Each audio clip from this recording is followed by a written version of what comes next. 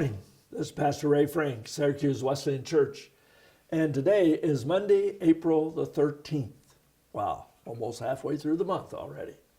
And hope you got your income taxes done, by the way, because they're due in just a couple of days. You better get that all straightened out. Well, hey, I love the stories of the encounters that Jesus had with the disciples after the resurrection. You know, he appeared to them when they were gathered in the evening, and he walked with two of them on the road to Emmaus, and he appeared to Peter, he appeared to the ladies at the tomb, and there's just lots of great stories about that. But one of my favorite is when Jesus met them out by the lake shore of the Sea of Galilee. We don't know exactly when this happened. It was sometime between the resurrection and the ascension of Jesus. And maybe one of the reasons I love this story is because it's really the story of Peter's restoration. And there's a whole lot about Peter that I sort of identify with. I mean, here in particular, here in this point of his life, he had denied he even knew the Lord. I mean, he swore, I don't know him. And I just can't imagine how devastating that failure was. But I have had devastating failures in my life and wondered if it would ever be the same again. And that's why I like this story so much of Peter's restoration. I'm not going to go all the details. It's just a Monday morning musing. But if you want to read the story, it's in John chapter 21.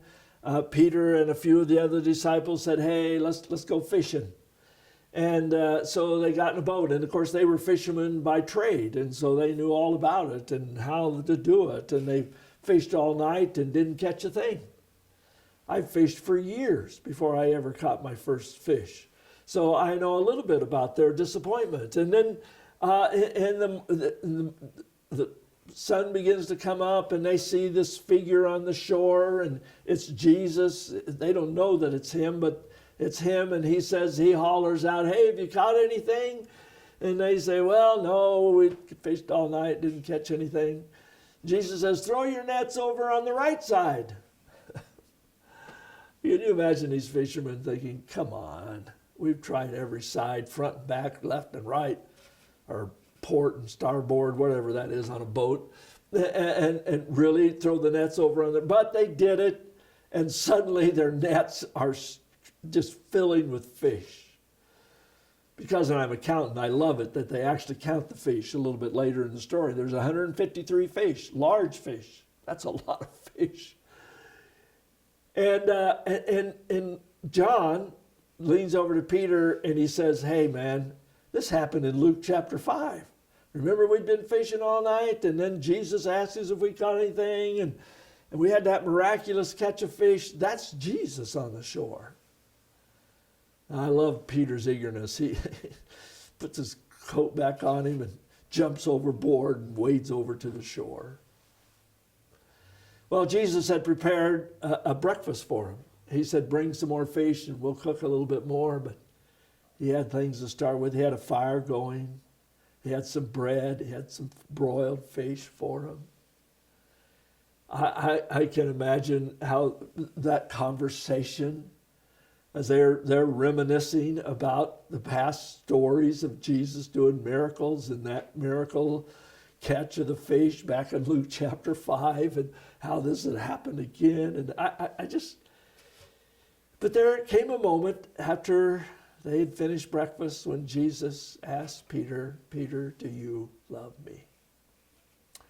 You know, wasn't Peter, do you really feel sorry for what you did? Peter, are you sure you'll never do that again? Peter, can you promise me that you'll never deny me again? The question Jesus asked was, Peter, do you love me? And he asked it 3 times. I think that's significant. 3 times Peter had denied him. Jesus gave him opportunity by asking the question 3 times. Peter, do you love me? I want to think about some of the contrasts and similarities in this story here, Peter's restoration. Peter had denied Jesus in the city but now they are away from the rush and the roar and all of its seductions and out here by the quiet lakeside of Galilee. Sometimes getting close to the Lord can be as simple as shutting off the distractions. It was in the darkest of night that Peter had failed, but now they're in the early morning light when they can begin to see clearly. Peter had denied him by a fire which Jesus' enemies had built. But Jesus now builds a fire for Peter and his friends and calls him to confess his love over that fire. And as I already shared, Peter denied him 3 times. Jesus gives opportunity for affirmation of 3 times.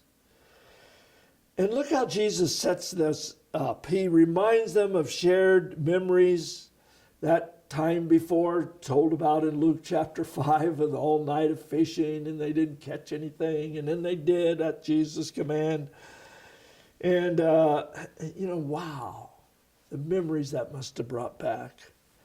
And then there's a very, if you look carefully at verse 13, it talks about Jesus serving them with the fish and the bread. Jesus, Lord and Master, waiting on them. What a scene. Well, but here's the point of that story. Jesus will do everything he can to rekindle that fire of passion in your and my heart. It most likely will be somewhere away from the normal daily routine. When was the last time you had set aside a few hours or maybe a whole day just seeking the presence of Jesus? And find the answer to that question, do you love me? One of my favorite authors, Jim Dennison, wrote about a time of revival in his life. He said, "A breakthrough came for me at a silent retreat some years ago when I experienced personally and profoundly the simple fact that God loves me, not for what I can do for him, but simply because he is love. In return, he wants me to love him before he wants me to serve him. He wants me to walk with him before he wants me to work for him."